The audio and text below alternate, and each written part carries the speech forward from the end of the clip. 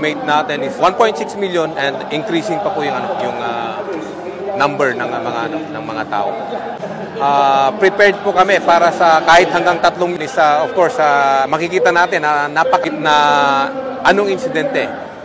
Siguro dahil na rin po sa aktibong pakikilahok po ng SCAN at ibang government agency po na tumutulong trust bag po na pwedeng paglagyan po ng mga basura po. Yung pag-MVP, ang lahat na pumalaban sa amin ay maaapitin nyo kami magagapi. Kahit na anong gawin, kahit ang buhay ay bawiin, tauga magpi pa rin. Ang aking isisigaw sa aking pagkakalot, ang tauga magpitas.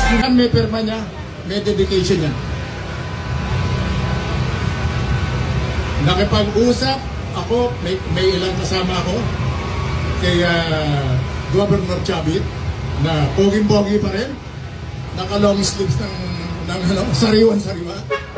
Nakipag-usap ko na sa kanya.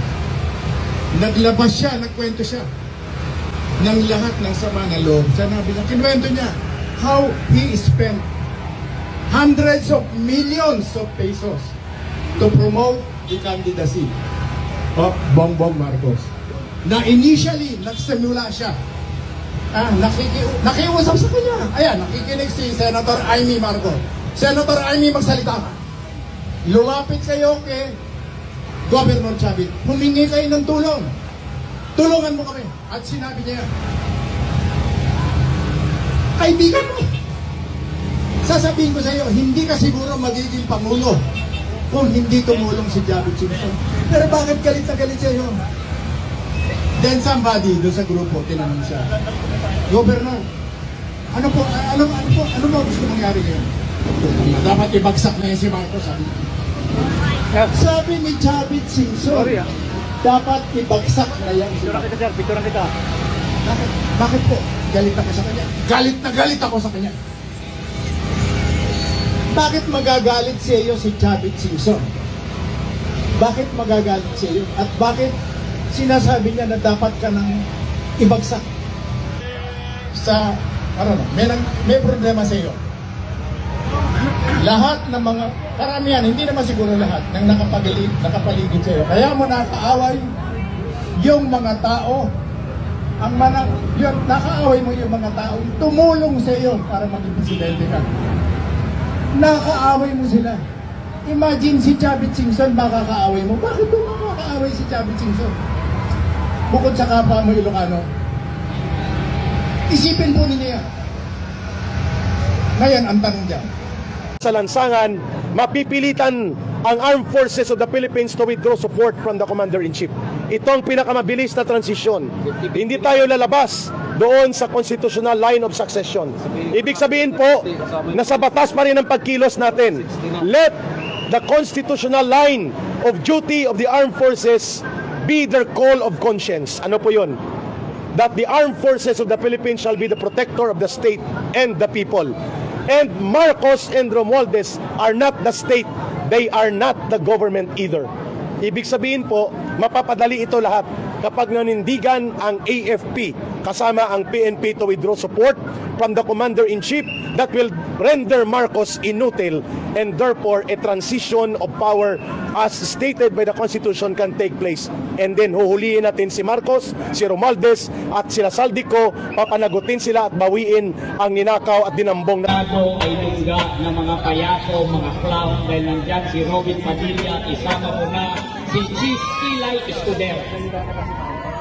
At sinasabi rin nila ang house ay lungga ng mga magnanakaw dahil nandyan si Martin Romualdez. Ngunit ito na ang sasabihin ko. Yung clown na Senado, ang Senado ni Robin Padilla, nagtaas ng 100 pesos. Ang magnanakaw na house, nagtaas ng 200 pesos sa sweldo ng mga manggagawa. Ngunit pagdating kay Bongbong Marcos, zero ang tinaas sa sweldo ng mga manggagawa. Mas masahol pa si Bongbong Marcos kay Robin Padilla. Ito'y pang-apat na zona mo, Bongbong Marcos, ikaw ang gusto kong kausapin. Welcome sa panahon ngayong nalalabi. Ikaw na ay officially lendak. Lendak ka na walang naniniwala sa'yo.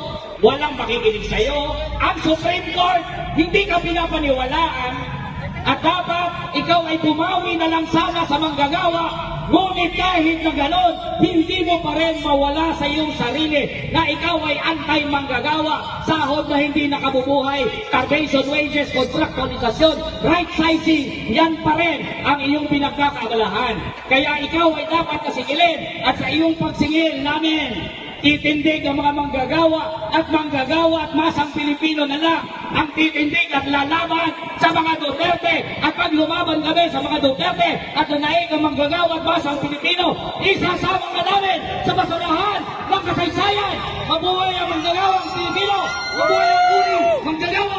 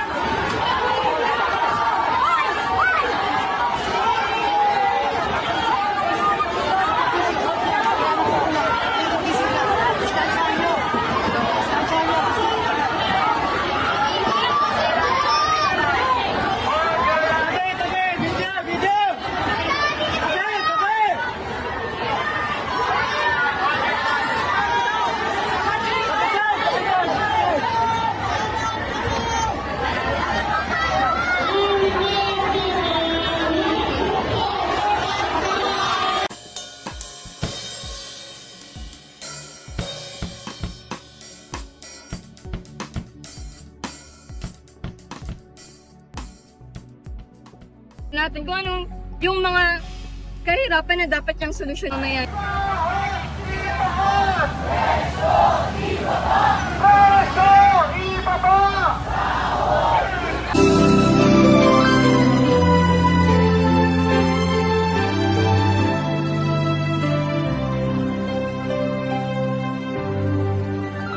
Ang bayan ko'y tanging ikaw, Pilipinas kong mahal, ang puso ko at buhay man sa...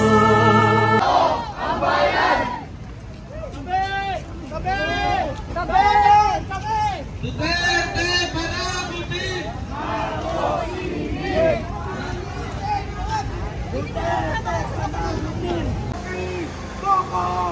Huwag matakot! Huwag matakot! Makibaka! Diin sa kasalanan ang mga kontraktor. Ngunit, malinaw po sa mga kabataan, hindi dapat magtapos sa mga kontraktor ang pananagutan. Dapat managot ang mga kongresista, dapat managot ang mga mambabatas, dapat managot Jr. ang magnanakaw in chief, si Marcos Jr. na nag-aproba ng budget para sa korupsyon. Gayon din ang kasabwat niya, ang kapwa niya magnanakaw na si Sara Duterte. Kaya ang panawagan po, bigyan ninyo kami ng espasyo dahil karapatan namin ang magprotesta.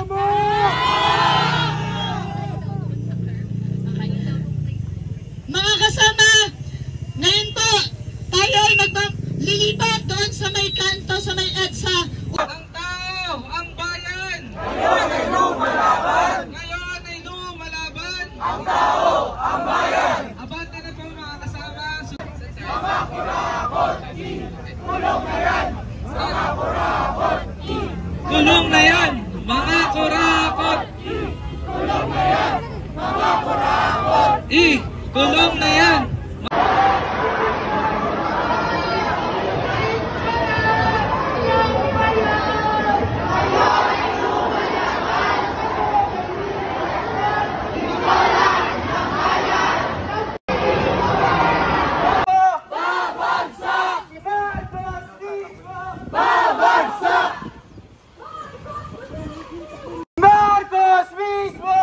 Ayan, mga kasama, nandito rin ang mga kababaihan nagpo-protesta sa harap ng Senado at nananawagan na dapat panagutin na ang lahat ng mga korap.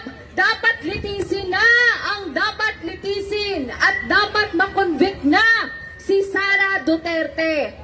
Noong unang araw pa lang na marinig natin ang desisyon ng Korte Suprema, talagang galit na galit ang mga kababaihan. Bakit? Sa gitna ng krisis, sa gitna ng nagtataasan na presyo ng mga bilihin, sa gitna ng tindi ng kahirapan, dulot ng kalamidad, sa gitna ng paglilinis ng mga kabahayan na apektado ng malawakang baha, narinig pa nila na ang sangkot sa daang-daang milyong piso na pagnanakaw sa kaban ng bayan, maaantala na naman ng ating pagpapanagot.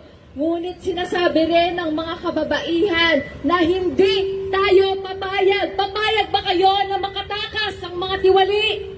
Hindi!